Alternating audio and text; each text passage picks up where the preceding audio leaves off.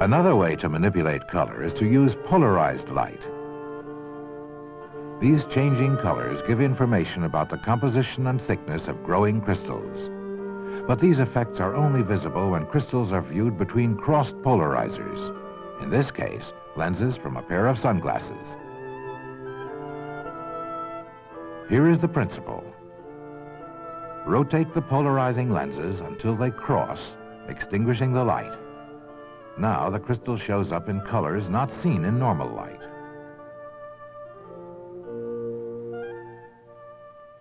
Fit your microscope with polarizers and explore a world of light and color.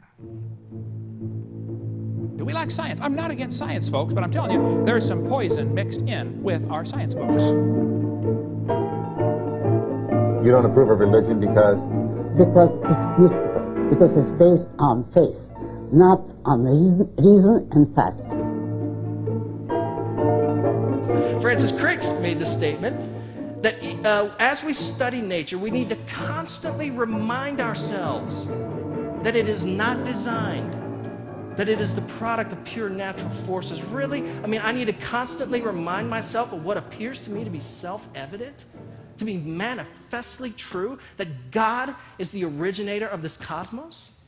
Why should I? Belief is natural. Unbelief is not.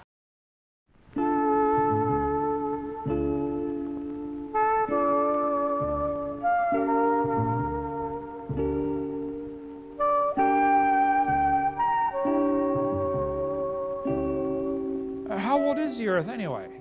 And who cares? What difference does it make? Oh, it makes a big difference, and we'll cover all that in the next session. How to prove this Earth cannot be billions of years old. But then if it is only 6,000, what about dinosaurs? What about the Garden of Eden? Why did they live to be 900 years old? What about Grand Canyon? How did the light from the stars get here? Where'd all the languages come from? Where'd all the races come from? That's why my seminar is so long, folks. We cover all that stuff. I'm talking as fast as I can go, but we cover all that. Just hang in there. We'll get to more of that in the next session. Thank you so much.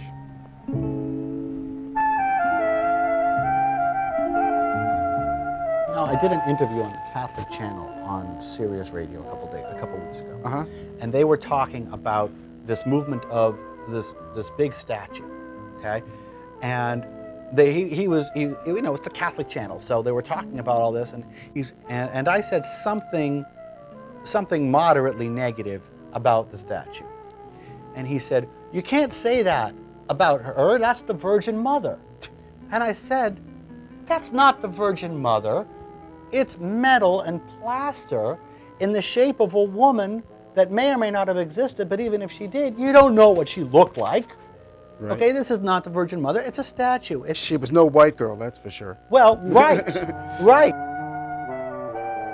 Now, I'm going to talk about molecular collapse of evolution. There is a big question in front of the evolution that blocks every other steps. How did life begin on Earth? Evolution tells to that question that life began on Earth with a single cell suddenly appears. But we know that there is no room for chance in nature. Not even a single person could ever build a single cell with the advanced technologies of 20th century. It is an irrefutable truth that everything, every living thing on Earth, from a single cell to a plant, from an animal to a human being, everything, all of them are created by the superior creator, by God, by Allah.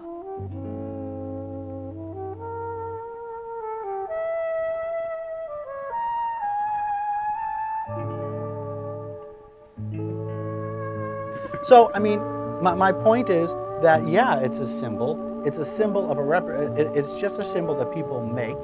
Right. And I made it clear to my daughter, and my wife bought this for me, that that people make gods. Well, people make gods. And that's absolutely true. That what more concrete proof could you have? That's it. You know, people make literally gods. In this case, literally. Literally. Yeah. Yeah. And she got it. Yeah. And she got it. We have it at the top of the stairs, and I used to take her to bed when she was like 4 or 5 years old, and she'd say, "Good night, God." and then we'd have fun with it. We'd poke it in the eye. Oh, we'd poke it in the eye. Oh no, the God's gonna get us. And we would have fun with it. When you're upset, All right. such an important issue as the creation of the universe, Yes. on faith, you're destroying your confidence in the validity of your own mind. It has to be either reason or faith. I am against God for the reason that I don't want to destroy reason. I don't... Give us a chance, all right? We appreciate your zeal, but if you continue that, it's going to make it difficult for the other people to absorb what's going on here. He says, how can I be against God? I'm against those who conceived that idea. We're going to ask a big question today, and the big question we're going to ask is, are science and faith incompatible? I think some people have this idea that when we talk about science, we're talking about the facts. And when we talk about matters of faith, we are just talking about, you know, some very nice sentiments that some religious ignoramuses have imported to the, you know, the factual world or the scientific world. Since the Enlightenment era began about 400 years ago, philosophers started to have this idea that the only legitimate mode of knowledge was reason. In fact, they started to exalt reason as the primary source of authority and knowledge. And that has been the case for the last 300 years. We have lived in what is called the Enlightenment era. But the last 50 years, the tide has changed significantly, significantly.